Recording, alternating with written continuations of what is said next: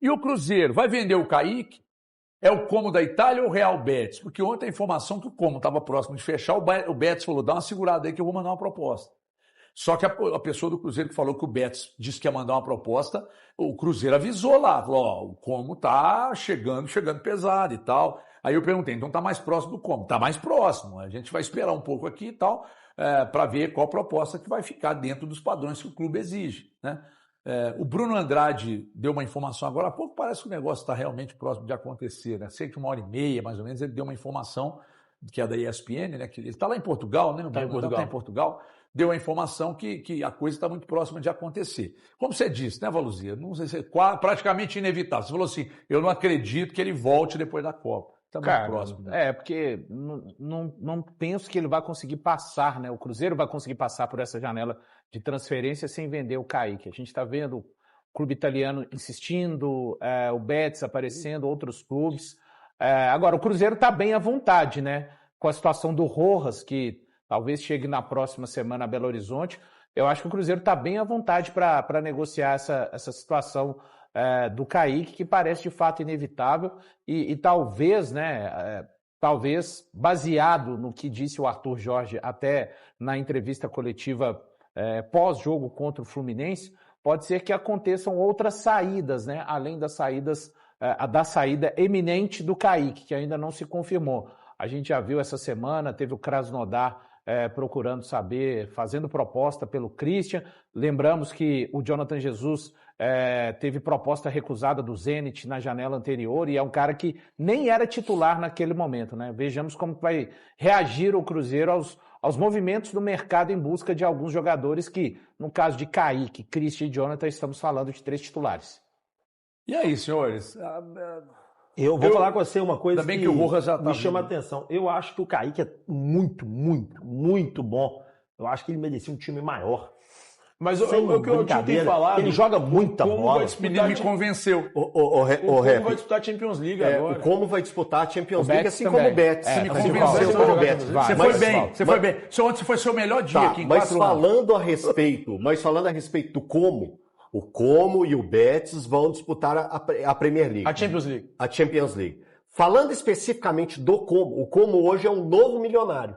É um novo rico na Europa. Assim como a gente viu o Chelsea se tornando um novo rico, assim como a gente viu o Manchester City se tornando um novo rico, a Europa está vendo o Como como um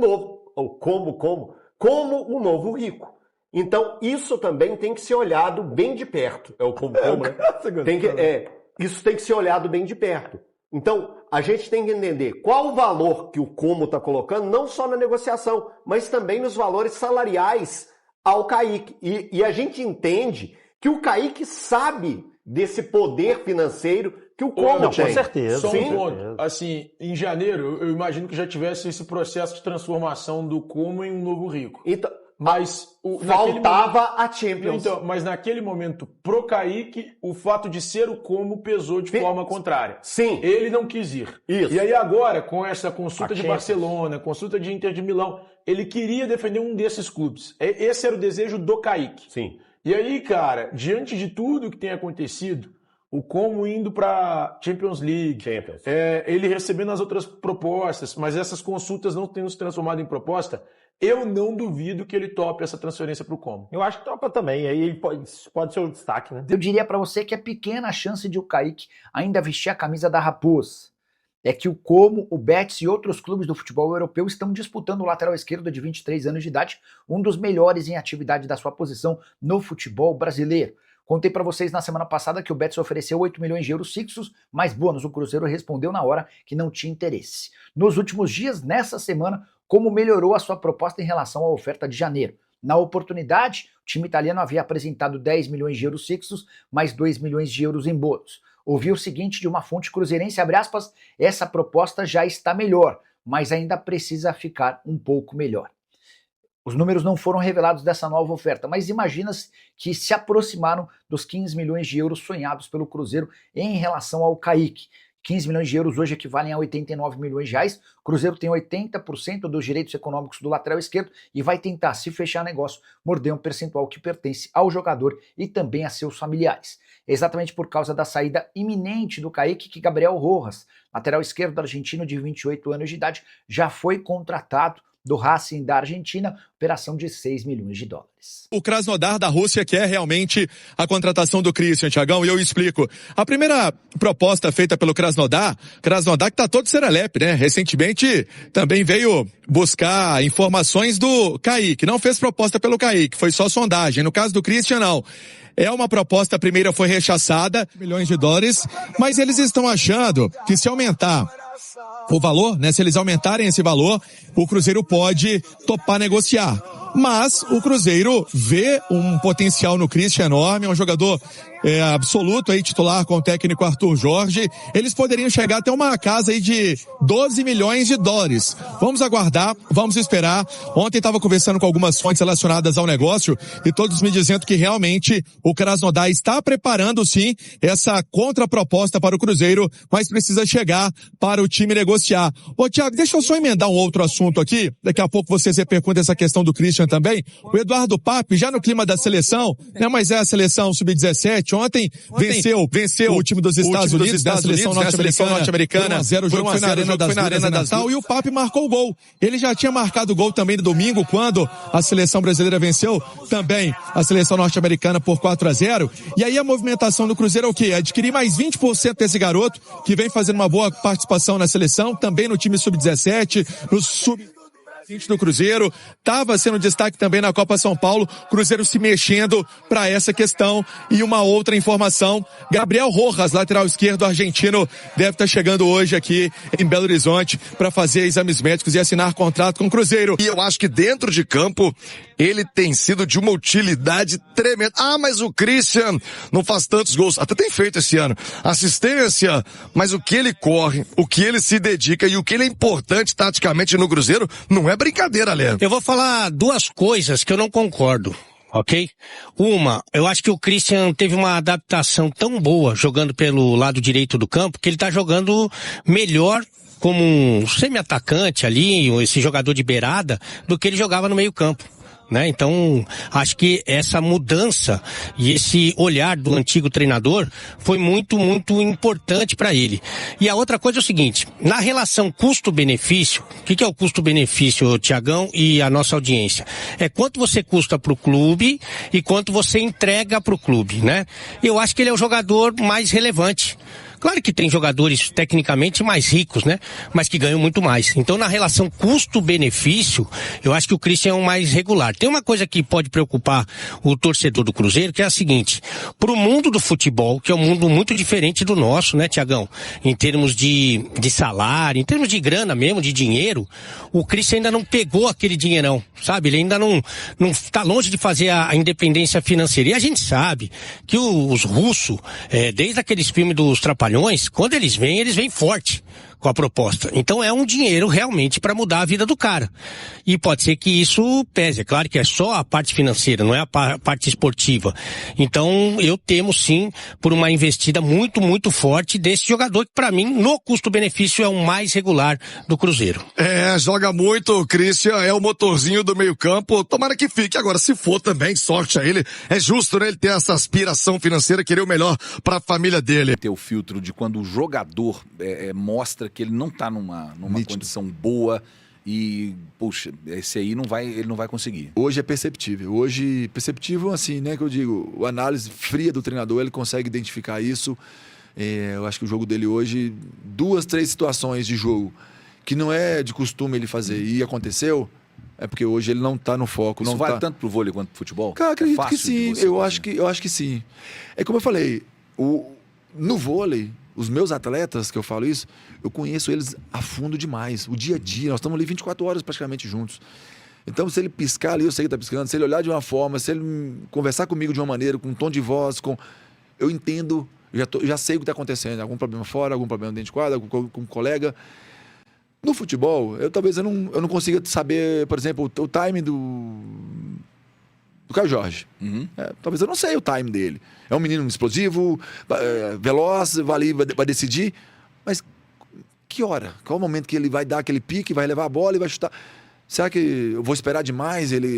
Então, eu tenho que conhecer a fundo quem é o Caio Jorge. Não, então, você como treinador, quando você está acompanhando, por exemplo, o noticiário, você vê o cronista que dá um palpite, fala, esse cara tem que tirar, tem que pôr. Aí você entende, cara, você está falando um negócio, você não sabe exatamente o que o treinador passa no dia a dia com esse atleta. Vou dar um exemplo que aconteceu na nossa final. Uma entrevista de pré-jogo, que a gente fala, coletiva, desculpa. Sim. Na coletiva, vários repórteres, vários jornalistas, né, cheios dos grandes correios aí, vieram perguntar: o jogo de amanhã, essa grande final, você vai entrar com esse jogador, com esse jogador? Te falo o nome para você entender. Com o Douglas Souza, que é um jogador campeão olímpico, que estava no meu time, foi titular durante a temporada toda, ou você vai jogar com o William, que é um jogador que veio da reserva para suprir para uma final? Eu falei, isso é um segredo do treinador. Eu não posso contar para vocês, mas por quê? Todo mundo já esperava o Douglas. O Douglas ganhou todos os títulos com a gente, era o titular, era não sei o quê. O Douglas, assim, com todo respeito ao Douglas, que jogou e fez uma belíssima temporada, ele não pisou em quadra. Por quê? Fiz uma estratégia diferente para aquele tipo de jogo e fui questionar, mas o Douglas é campeão olímpico, mas o Douglas não foi jogar. Mas ele não era o treinador, ele não está no feeling do dia a dia. Eu precisei usar uma característica de passe, por exemplo, que o William me dava muito mais do que o próprio Douglas. O Douglas me dava o ataque. Então, enfim, são algumas coisas que... No fim deu certo. Mas essa experiência de treinador, ele forja um torcedor diferente, então? Eu acredito que... Lógico que a gente vê muito, né? Acompanha bastante, o torcedor vê. Poxa, por que fez aquilo? Por que mudou o sistema? 3-5-2, 4-3-3, por que... Às vezes, para algum tipo de jogo... São várias estratégias diferentes. Eu não posso jogar o mesmo jogo, acredito eu, né? Eu fico pensando nos treinadores hoje do Cruzeiro. Ele pega lá um Palmeiras, vai pegar um Flamengo, vai pegar... São situações... Não é o mesmo jogo para cada um, né? Não claro, pode. A gente tem que ter estratégias diferentes, tem que ter situações diferentes. Talvez eu vou jogar mais com os alas laterais, talvez eu vou jogar mais centralizados. Eu preciso de pessoas mais centralizadas, um jogo mais fechado. São análises. Mas quem tem essa estratégia, quem tem esse estudo é o treinador. Felipe, como torcedor do Cruzeiro, qual foi o pior momento para você? Assim, o momento que você sentiu a decepção e o desânimo tomar conta do torcedor Felipe Ferraz? É de arrepiar, porque me veio uma lembrança muito triste. Veio uma lembrança triste mesmo. Foi no momento de um jogo que a Salomé... Sabe quem é a Salomé? Sim. Muito bem, eu sei que você vai falar. A Salomé nos acompanhava o tempo todo dando Barro Preto. E aquele momento de um jogo que o Cruzeiro perde lá no Mineirão, ela estava... Perdeu o Palmeiras. Eu não lembrava o jogo que foi. Ela veio a falecer. Foi o jogo que marcou o rebaixamento. Que isso é impressionante, né? E foi que, era torcedor símbolo do Cruzeiro. Torcedor símbolo do Cruzeiro. Apaixonada pelo vôlei, por todos nós do vôlei. No outro dia, a gente sabia que ela estava lá e falava na transmissão que uma torcedora passou mal assim que perdeu o jogo, porque o Cruzeiro foi rebaixado. Por que eu falo marcante? Porque era uma torcedora que eu também gostava. Eu era apaixonado com a Salomé. Eu vivia ali o dia a dia com a Salomé. A gente chegava todos os dias, aquele bom dia dela gostoso. Bom dia, Felipão! E tal. E eu sabia que naquele outro dia, né, pelo rebaixamento ou não, ela não estaria ali. Então ela faleceu logo após, né, ali, a derrota. Então para mim ficou muito marcado aquele rebaixamento, aquela descida do Cruzeiro. Fala pessoal, chegamos ao fim de mais um vídeo, passando aqui rapidinho dessa vez, só para lembrar vocês aí de não esquecer de deixar o like, tá bom? O like de vocês é muito importante. E quero deixar o convite para você que está chegando agora no canal, foi indicado pelo YouTube, foi indicado pelo amigo, ou caiu aqui de paraquedas, mas não se inscreveu ainda, fica o meu convite para você estar aí se inscrevendo no canal, ative seu sininho de notificação para você não ficar de fora de nada que sai do canal do Cruzeiro aqui no canal, tá bom? E deixe o seu like, eu peço o seu like aí para já estar fazendo aquela corrente de apoio para o crescimento do Cruzeiro, do canal do Cruzeiro, continuar crescendo cada vez mais. Então, deixe o seu like, não se esqueçam, tá bom? Deixe o seu like, eu quero que também vocês fiquem à vontade para estar deixando a opinião de vocês em relação ao que foi falado sobre o William, Kaique. Então, tem muito assunto, fala aí, deixe pra gente o que você acha em relação a tudo que foi falado aí no vídeo, tá bom? A participação de vocês é muito importante pro canal, vocês fiquem sabendo disso, tá? Vocês são muito importantes pro canal, sem vocês o canal não existiria. Então, muito obrigado pela preferência desde já. Quero convidar a vocês também, aqui tá chegando agora, para estar dando uma olhada aí nos vídeos anteriores, para você estar conhecendo o canal e vendo que aqui só trazemos notícia do Cruzeiro, especificamente, exclusivamente do Cruzeiro, nada mais. Então, você está no lugar certo. Se você é cruzeirense, você está no lugar certo, venha fazer parte, não esquece, se inscreva, tá? Verifique sua inscrição antes de sair e verifique se você ativou o sininho de notificação, tá bom? Um forte abraço, tamo junto e até o próximo vídeo. Valeu, Celestinos.